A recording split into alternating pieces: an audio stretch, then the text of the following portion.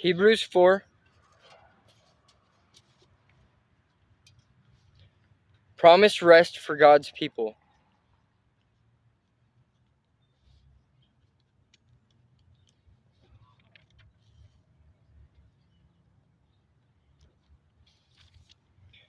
God's promise of entering his rest still stands, so we ought to tremble with fear that some of you might fail to experience it. For this good news that God has prepared this rest has been announced to us just as it was to them. But it did them no good because they didn't share the faith of those who listen to God. For only we who believe can enter his rest. As for the others, God said, "In my anger I took an oath, they will never enter my place of rest." Even though this rest has been ready since he made the world, we know it is ready because of the place in the scriptures where it mentions the seventh day. On the seventh day, God rested from all his work. But in the other passage, God said, they will never enter my place of rest. So God's rest is there for people to enter. But those who first heard this good news failed to enter because they disobeyed God. So God set another time for entering his rest.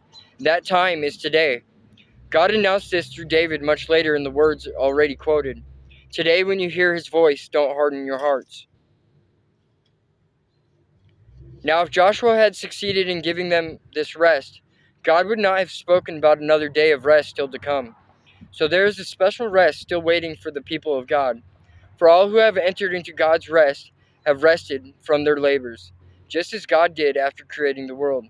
So let us do our best to enter that rest. But if we disobey God, as the people of Israel did, we will fall. For the word of God is alive and powerful.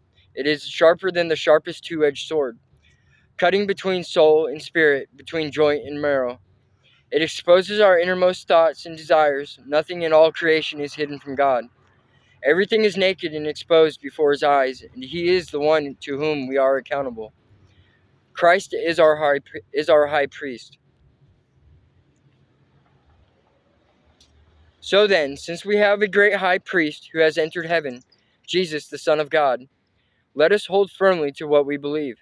This high priest of ours understands our weaknesses, for he faced all of the same testings we do, yet he did not sin. So let us come boldly to the throne of our gracious God. There we will receive his mercy, and we will find grace to help us when we need it most.